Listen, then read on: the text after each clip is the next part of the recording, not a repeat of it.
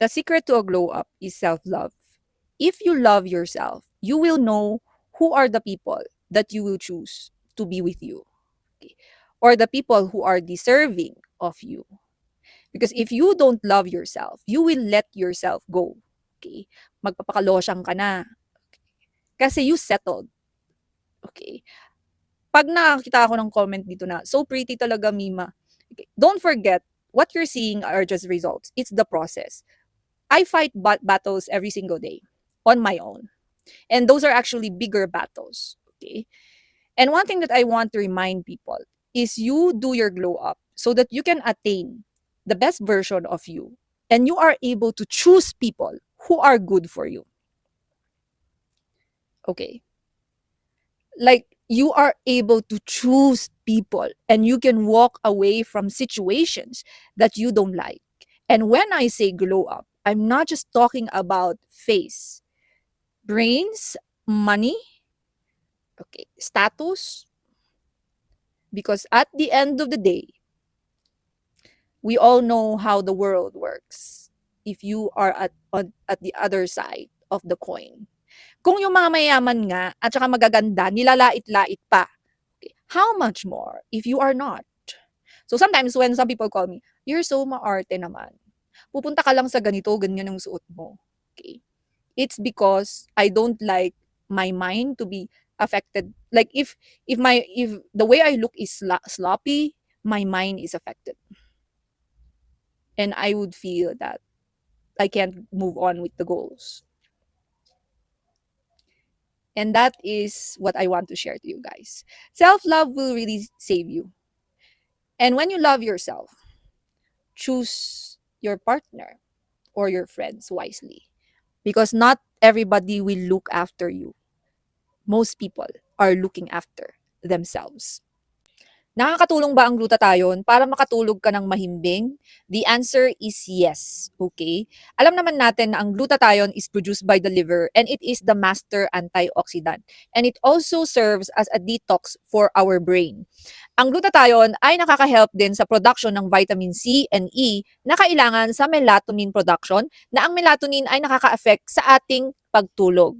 So kung gusto nyo pong makatulog ng mas mahimbing, makakatulong po sa inyo ang glutathione. Kaya yung iba, glowing sila, hindi porket pumuti sila or whatever, pero naging glowing po sila indirectly dahil nakaka-help po ang glutathione sa detoxification and sleep. So, yun po ang role ng glutathione, guys. Kaya kahit anong glutathione brand ang i-take nyo, ay pwede siyang makatulong sa ating pagtulog dahil nga nakaka-help siya sa production ng melatonin sa katawan. So, kung gusto niyo pong subukan mag-gluta, start your journey now. It's never too late. So, yun lang. Privacy is power. Okay. Mapa-glow up yan, mapapera yan, mapa sa private life mo yan. Privacy is power. Hindi mo dapat sinasabi lahat sa ibang tao. Okay. Kasi pwede nilang gamitin yan against you. Especially for us doing social media. This is why I don't like sharing behind the scenes. Okay. Imagine mo na experience ko 2 beses mabash. Okay. Tapos mag-share ako ng behind the scenes. Ano ako, engot? 'Di ba? Isip din, guys. Okay. Like for me, yung goals ko ako lang may alam. Yung patutunguhan ko ako lang may alam. Okay. A lot of content creators kasi they share everything. Tapos hindi nila namamalayan na evil eye na pala sila ng ibang tao. Yung mga nanonood sa amin dito sa mga podcast namin, sa mga ginagawa namin, hindi lahat yan, from start to finish, gusto kami. Anyone pwedeng bumaliktad sa'yo kahit na anong oras, kahit na anong naitulong mo sa kanya. This is why I always advise any fellow content creator to have other sources of income besides content creation. Like ako, guys, I'm still a teacher, no? I'm still teaching. Okay? Because I don't like my assets and my sources of income to be fully tied to content creation. Otherwise, once na ano yung mga may nambash amin or na-cancel ka or what, kawawa kami. Privacy is power. Yung plano mo, lahat, yung buhay mo, dapat hindi mo lahat sinishare yan. Hindi lahat ng tao magiging masaya para sa wins mo sa buhay. May mga papalakpak pa kung malungkot ka. And that is the truth about living in the Philippines, is that crab mentality culture is very high here. Ang daming nagtitake ng glutathione for beauty purposes, for the promises of course, a lighter skin, a glowing skin. However, for me, I personally take glutathione for my health, for liver health, and also it's the master antioxidant and nakaka-help siya panlaban sa oxidative stress. Okay. Kasi honestly, sa araw-araw, nakaka-experience tayo ng stress. Whether it's our relationships, our health, okay, our, yung buhay natin. In general, it's not really stress-free, no? Okay. So you have to learn how to manage stress. And one of my stress management, one of the my main stress management plan is actually taking glutathione capsules, which really helped me a lot. Okay. Not just with the glow up, but with overall. Kaya yun yung maire-reco ko po sa inyo. Kung gusto nyo talagang mag-glow up. Kasi it's more of health din talaga kasi. Pag magte-take kayo ng supplement, no, isipin nyo na side effect lang naman yung glowing skin. But you have to prioritize your health. Sa glow up, kailangan mo ng resilience and persistence kasi susubukin ka talaga ng universe. Okay, ako sinusubok ako ng universe, guys. Hindi lang yung hair fall ang problema ko, marami pang iba. But how I handle problems is pinatibay na kasi ako ng panahon. Okay. So when you are doing a glow up, no, maraming nahihirapan sa glow up nila because they're having physical challenges, mental health challenges, financial challenges. Pag nagsabay-sabay lahat yan, tapos nagpapaganda ka, naglo-glow up ka because you want to do something for yourself, you know. You want to do something for yourself. Gusto mong magpaganda para man lang sa sarili mo. Doon ka talaga susubukin ng universe. And sometimes yung pinagpre-pray ko na lang kay God is kasi honestly guys, ngayon talaga ang universe parang hindi umaayon sa akin. It's not on my side of the coin. Pero ang inaano ko na lang is ang prayer ko na lang talaga. Yun, may very powerful ang prayer. Dun ka na lang kumakapit ng strength. Kasi sometimes even if you have family, you have friends, no? The support that they can give you is very limited because they also have their own life. So you are really alone in this journey. Kaya sa glow up, maraming gumigive up. Honestly, maraming gumigive up. Even sa affiliate, araw-araw may gumigive up. I think hundreds or thousands ang gumigive up araw-araw. Because everyone comes in with a lot of hope. But not everyone has the determination, the resilience, and the persistence to succeed. And the stamina. Kasi pag nagkasabay-sabay lahat ng kamalasan sa buhay, financial, mental health, physical health, personal problems, and you are not ready, no, for the blow, for the hardships, hindi mo magagawa yung glow up mo. That's why many people actually do not succeed in their glow up. That's the truth. Also, some people called me like, ang OA naman niya, hair fall lang. I think what people don't understand is that my income doing social media is directly correlated to my hair, my skin, my looks. Anyone doing affiliate marketing, not unless siguro sobrang galing mo mambudol. If you are selling beauty products, if you are promoting beauty products, if you are creating content about beauty, okay, your income is directly correlated to how you look. So sometimes when people call people like me, napaka-OA mo naman, hair fall lang yan, B. Tutubo din yan. Oo, tutubo din yan, tutubo din yan. Tutubo din yan. Okay? I think for the OG followers who were here from the start, I fought so many fights and battles this year. Talagang hanggang sa end of the year, talagang hindi ako pinatawad. Talagang bugbog na ako sa ano, B. Kumbaga, kung alam nyo lang, bugbog na bugbog ako sa challenges. Bugbog na bugbog ako talaga sa challenges from the start of the year until now. Okay? So, sinishare ko to para maintindihan nyo or you will understand the perspective of people like me doing social media. Okay? Kasi I see the praises, you know. Mima, ang ganda mo na. Mima, ang pretty mo na. Mima, ang ano mo na, ang blooming mo, sana all. Okay. But I wanted to be real that I'm also a human being like you guys. And we go through a lot behind the scenes. Okay? We go through a lot behind the scenes. And that behind the scenes, that there are battles that we must face on a daily basis. But it's private kasi.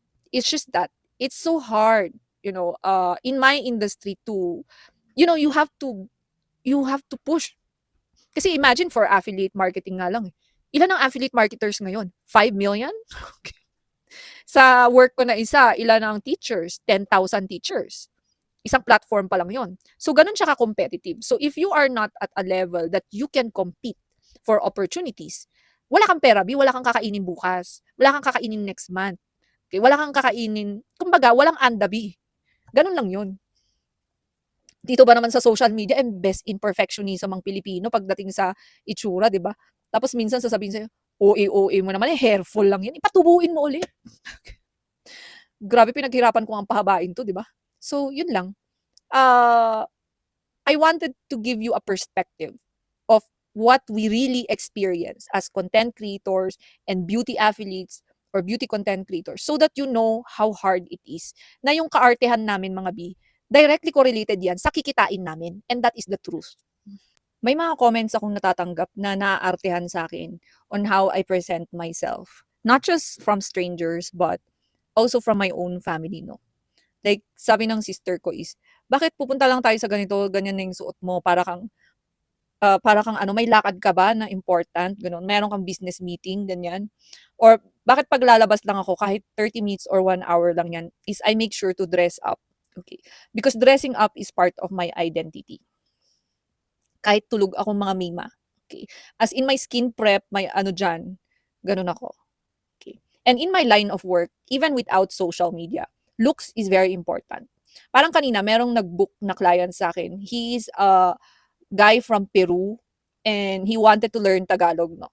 So, hindi naman ako magaling turo ng Tagalog talaga. I mainly teach English. Pero tinanong ko siya, bakit ako pinili mo? Eh, ang dami-daming teacher. Honestly, libo-libo yung teacher na nandun. And sabi niya, gusto ko kasi yung video mo. Gusto ko yung how you present yourself. Gusto ko yung video mo, nung pinanood kita, nagustuhan kita. So, kaya ko binook yung klase mo. And yun ang masakit na katotohanan in my industry. That looks really matter in both of my industry. Whether it's ESL teaching, especially competing in a platform that is saturated by thousands of teachers. And even here as an affiliate, na ilan na bang milyon ang content creator dito? Or ilang milyon na bang affiliates? 5 million? 6 million? So imagine if you don't take care of how you look, no? If you don't take care of how you present yourself, what kind of opportunities do you get? And hindi naman sa pagmamayabang, no? Kahit bago-bago pa lang yung beauty podcast ko, yung sa kabila especially, no? Nung may mga nag-viral akong videos, may nakapansin sa potential ko, isang CEO. Okay, and I will be forever be grateful to that CEO for sending me that PR package. Kasi yun yung nagpalakas ng loob sa akin na ipagpatuloy yung beauty podcast. Because honestly guys, hindi madali ang beauty podcast. Napakahirap pong itaguyod ng beauty podcast.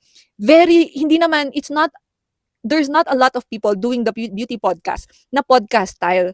Kasi yung iba is more of makeup tutorial, get ready with me. Hindi yung kagayang ganito na giving you tips, improving your mindset.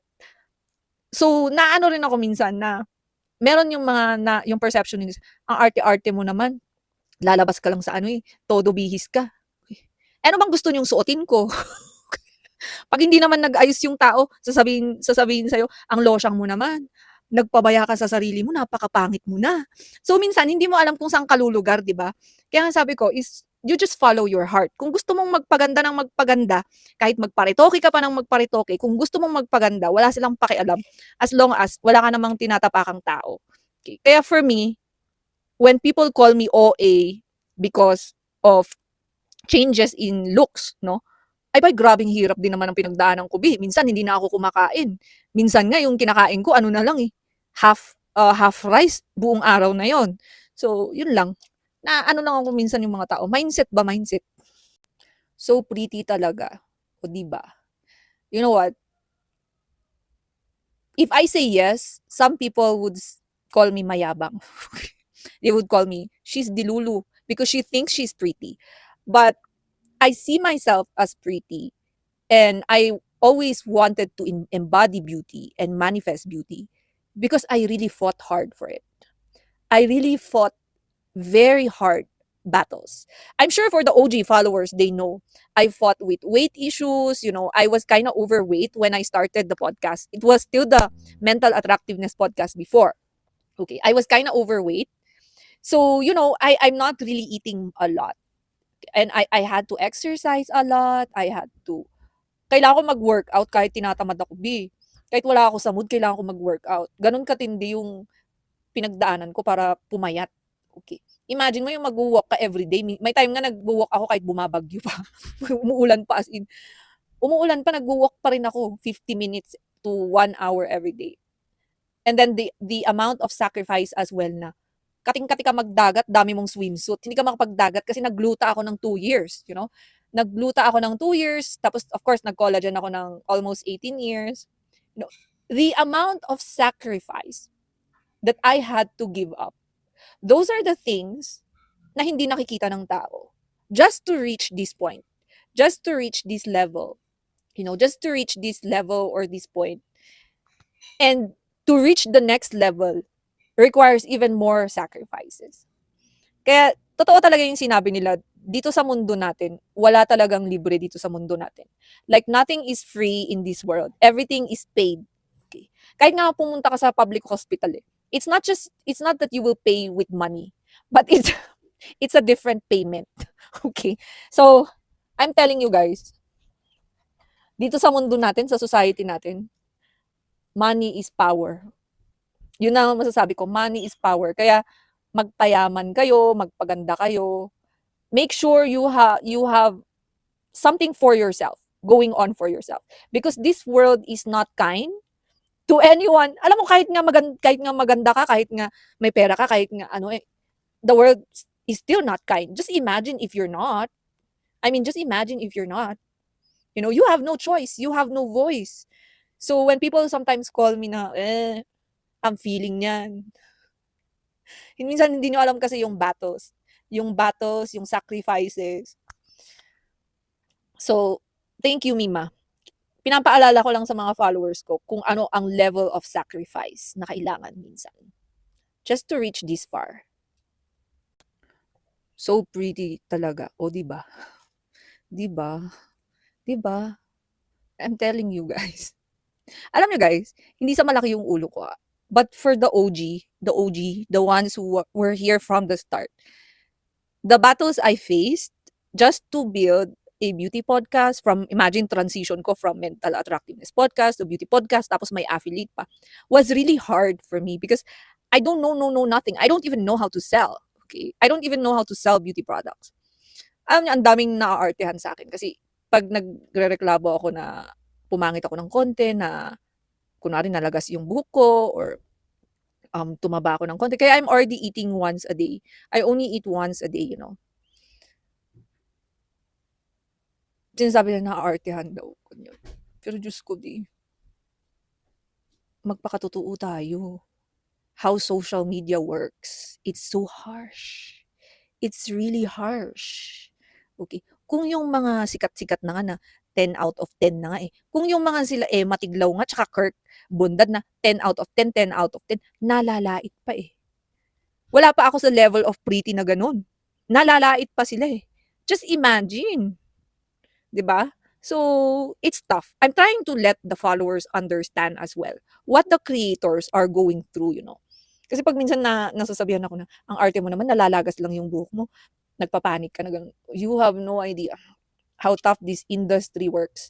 This industry is very, very competitive and very, very saturated. Kaya iilan lang talaga ang tumatagal dito. Most really actually just give up, especially when the results are not there. Peace of mind. Totoo yan, peace of mind. As you get older, you value privacy. Kahit gaano ka kasikat. Okay? Kahit nga sila Kylie Jenner na super sikat na yung mga yan, nung nanganak siya, hindi na siya masyadong nag-share, hindi na siya masyadong nagda-live. Kahit yung mga pinapanood kong vloggers dati sa Red Up pa, sila Will, na yan, tinatamad na rin sila habang tumatagal. Okay? Kahit yung mga skincare CEOs o na pinapanood nyo ngayon, na araw-araw mag-live, okay, dati araw-araw silang mag-live. Pag habang tumatagal, napapansin nyo, nababawasan na, ganyan. So, nag-exit plan na din sila. Ganon din kami na nagko-content, nagbebenta-benta. Sabi nga nila is, nothing is forever. Okay. wala namang forever, no? Kailangan mong mag-adapt sa changes, and as you get older, you value privacy. Parang yung sa beauty din yan ng isang babae, no? Yung ganda ng babae nung 20s siya, mag-iiba yan pag 30s na siya and 40s na siya. Depende din yung sa style ng damit niya, mag-i-evolve din siya. Okay. Parang ako, nung nag-start ako dito sa podcast na 'to, super lalaki nung mga hikaw ko, as in, 'di ba? Andiyan pa nga ang lalaki ng mga hikaw ko. Tapos as time goes by, puro mga simple na, ganyan. Nagbabago kasi ang ugali ng tao, nagbabago ng priorities. And I remember like si Erich Gonzalez kasi, she started working age 14. Tapos nag-asawa siya mga age 34, 35 na. So imagine mo yung pagod niya, 'di ba? Yung pagod niya na 20 years siya nagwo-work, nagra-grind. Yung mga 'yan, wala na sa kanila yung kung relevant pa sila or hindi. Kasi na-experience na nila maging famous, na-experience na nilang pinagkakaguluhan, gusto na nila ng tahimik na buhay yung mga yan. Okay, yung mga kagaya ko, nagtatrabaho rin lang kami. Okay. So darating yung time na magre-resign din. You know, anyone doing social media, whether it's a podcast, affiliate marketing, online seller, influencer, nagtatrabaho din lang kami. Darating din ng time na magre-resign din kami or magre-retire. So, yun, walang forever. May sakripisyo talaga ang glow up, guys. Okay? Hindi siya yung kasing dali ng inaakala ng especially kapag yung financial ang problema. Okay? Kahit ako nga akala ng mga tao nung nag-start ako ng glow up ko, ang dali-dali lang. Ang daming sacrifice niyan, yung tinitiis kong wag mag-travel, wag mag-sports, kasi nga yung pera napupunta sa beauty products, sa supplements. Kasi nung nag-uumpisa naman ako as an affiliate, technically this year pa lang ako talagang nagsiseryoso as an affiliate. Wala naman akong free sample, guys eh. Ako lang talaga yung bumibili. Okay. So wala namang free sample nung nag-umpisa ako.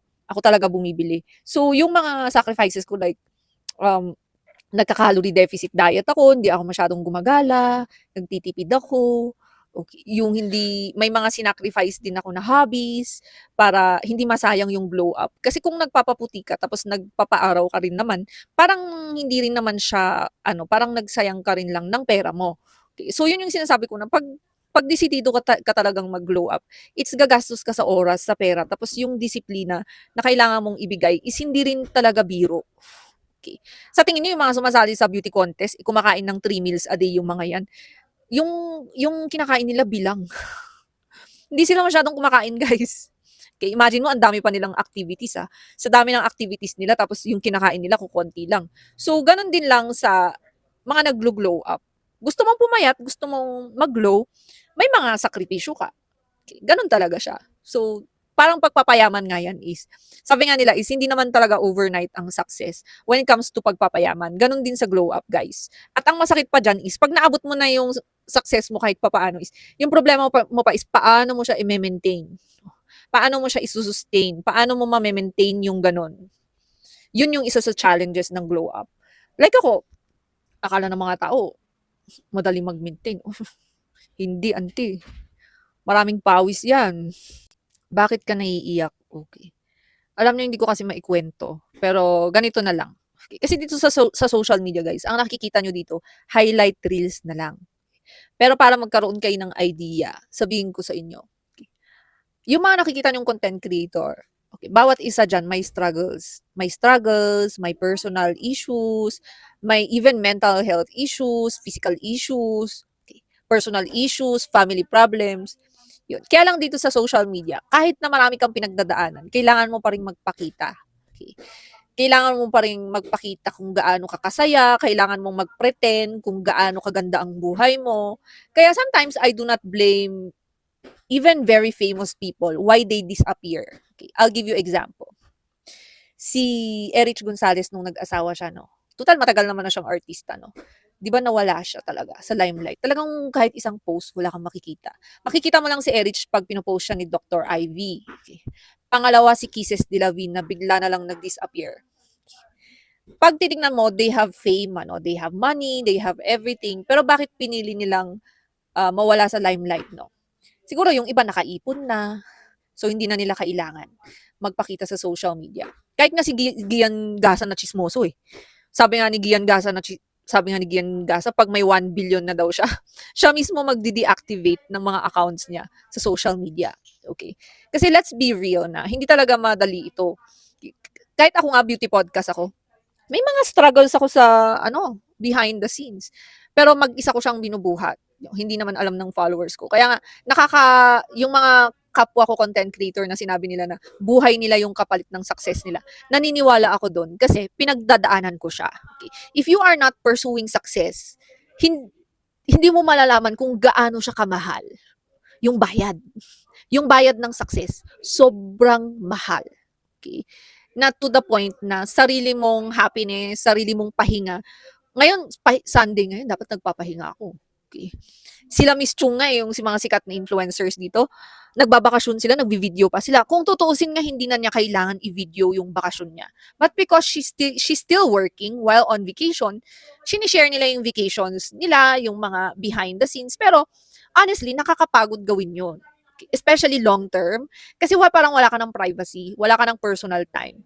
Kaya naiintindihan ko yung mga sumikat na tapos biglang pag nakaipon na sila, alis na sila sa social media. Kasi mahirap siyang i-sustain, especially long term. When it comes to a glow up, no, wag na wag kayong makakampante kasi when you think that everything is going right is the time na susubukan kayo. Okay. Wala kasi talaga yung perfect na glow up. Okay, yung akala mo ay okay na, looking good na tayo. Tapos biglang may pagsubok. And yun ang tinatawag na test. Iti-test talaga kung gaano katibay yung loob mo, kung paano ka mag-search ng solutions, kung paano ka magre-respond. Okay, kasi hindi talaga siya madali, mga mima ko. Okay, like for me, no, akala ng mga followers ko is okay ako pag humaharap ako sa camera. Pero syempre, sa likod ng camera, marami rin akong pinagdadaanan, but I still have to show up. So, especially dun sa exercise, yung kahit na ang dami mong gagawin, ang dami mong trabaho, kailangan mo pa rin mag-exercise. Tapos, hindi lang yun, yung sa money. Okay, syempre, pamahal ng pamahal ngayon ang mga beauty products. Akala nyo kahit kami na affiliates, hindi naman lahat ng free sample na approve kami. Okay, minsan may mga free sample hindi kami na-approve. So, syempre, bibilhin pa rin namin yung mga products or in exchange of a lot of videos. See? So, wala talaga yung perfect na, struggle-free. Kasi tao ka pa din, 40 years old. Ilang taon na ako, I'm 40 years old. Okay, so, wala na ako sa calendar. Dati, I was, like, parang hindi ako comfortable to say my age. Pero, the heck. Okay? I'm so proud of myself. I'm so proud of myself na, luckily, maganda pa ang skin natin kahit walang pinapagalaw sa kasi alam ko usong-uso ngayon yung mga procedures, yung mga puro lang ako skincare, lifestyle, tsaka supplements. Awa ng Diyos, at 40 years old, meron pa tayong beauty podcast. So proud of myself. Kasi, dati, sabi nung kaibigan ko, dapat proud ka kasi mukha kang bata. I remember I was 30 years old noon. Nag-work pa ako as a teacher. Tapos meron akong naging friend na coworker ko. Mas bata yung mga kaibigan ko noon. Ako na yung isa sa pinakamatanda. Sabi niya, hindi halata yung age mo. Parang ang bagal mong tumanda. I think it was also partly genetics. So, marami kasing factors kung bakit mabagal tumanda ang isang babae. It's genetics, it's lifestyle, it's a lot of things.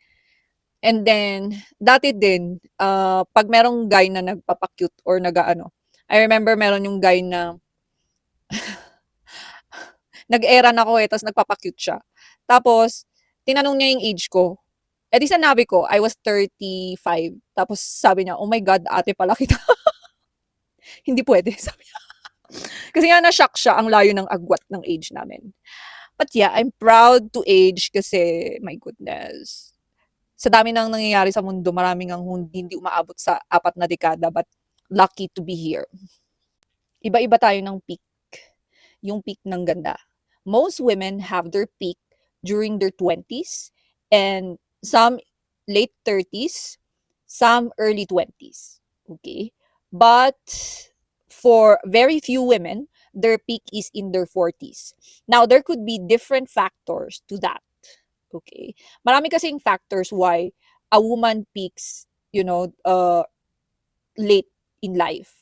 Okay, maybe it's because she is more at peace or she learned more from her journey. So, nai-apply niya yung mga natutunan niya nung bata siya and she's able to bloom later in life. Okay, or maybe a woman who has a peak during her 40s has more money and more resources.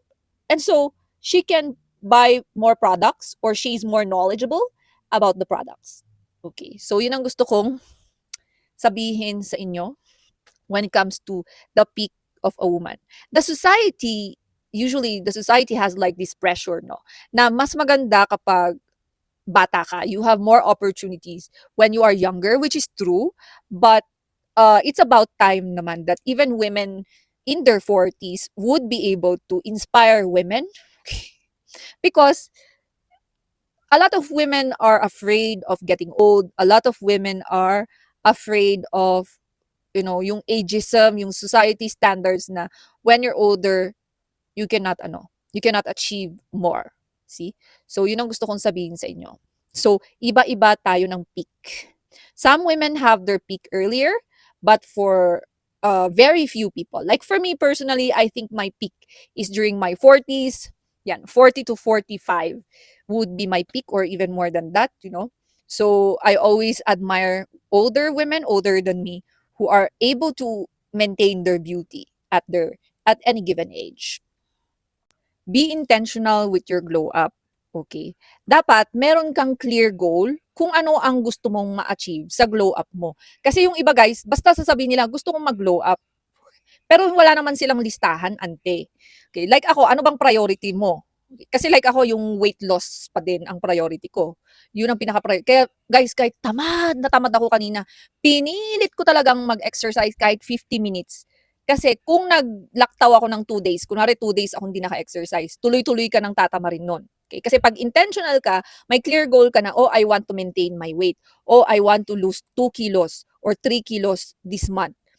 Gagawin mo kung ano yung nasa action plan mo para maabot mo yung glow up mo. Okay? Kasi sinasabi ko na sa inyo guys, especially sa mga kagaya ko na hindi naman talaga medyo tabain ang lahi ko kasi. Okay? Tabain yung sa lahi ko. Ako, medyo tabain ako as a person. So, alam ko, aware ako na tabain ako, kaya kailangan ko mag-effort. Especially yung mga balakang. Yung mabalakang tsaka malalaki ang puwet, may tendency talaga na konting kain lang, magkakwan na. Okay, so you have to be intentional and make an effort kahit na tinatamad kayo, gawan ng paraan. Okay? Kasi pag humiga ka na sa kama mo, tapos tinamad ka na, wala na talaga, B. Tuloy-tuloy na yon. So you have to, sometimes, kailangan mong pilitin yung sarili mo kahit, kunwari, isuot mo na yung sneakers mo, tapos simulan mo na maglakad kahit 10 minutes lang. Pag nakapaglakad ka na, tuloy-tuloy na yon. See? Pag hindi mo kailangan, wag mo nang bilhin. Okay? Pag hindi mo kailangan, wag mo nang bilhin. Kasi, if you think that this item will make you happy, things will only make you happy temporarily. Kasi may consumerism na dito sa Pilipinas na minsan mas malaki pa yung gastos mo kaysa sa sahod mo. Okay. Especially here na products are being pushed to you every single hour and every single minute. Kaya ako, when I choose a product to promote, it's from a brand or a product that people need or people will, that are products that will solve problems for people. Okay. Kasi yun nga, of course, sa mga influencers, kabuhayan nila ito. So may nagsabi na, I don't trust influencers anymore kasi every month may favorite silang beauty product, every month meron silang favorite lipstick. So parang yung mga consumers, nahahalata nila na, ay ano ba naman yan, nagbebenta ka na lang palagi. Okay, this is why I always tell people that be wise in spending your money. Even if you trust the content creator or the influencer, tanungin mo muna yung sarili mo, kailangan ko ba to? Makakatulong ba siya sa akin? Is this a product that will help me in reaching my goals? Okay? Like ako, I always just promote products that I feel would help my followers or people who would watch me in their glow up. This is why I chose the supplements and skincare because it's also what I use. Yun din talaga yung ginagamit ko kung ano yung ginagamit ko araw-araw, yun din lang yung pinopromote ko. Okay? So, use your discernment, gamitin niyo ang inyong discernment para malaman kung eto bang product na ito, okay ba siya, okay, makakatulong ba talaga siya or hindi. Okay, so nasa inyo na 'yon. Kasi siyempre may consumerism issues na rin dahil business is business kasi ang social media. This is what people don't understand, that those influencers, content creators, and even affiliates like us, hindi kami makaka-survive dito sa industry na ito na hindi nagbebenta. Kumbaga hindi kami makaka-survive na puro content na lang. Okay. I did that during the first podcast, which is the Mental Attractiveness Podcast, and ang inabot ko po ay matinding burnout na wala akong napala, and kawawa rin lang ang mga ano, kasi kung hindi kami magbebenta, di ano rin lang, para kaming ma-hospital kami dahil gawa kami ng gawa ng content, tapos kami pa magbabayad ng hospital bills namin. What people don't understand is this is a business kasi. The brands that you watch, the influencers that you watch, the content creators that you watch, we are all running a business here. So, nasa inyo na yon if you will participate or you will trust the people that you watch. So, always be matalino.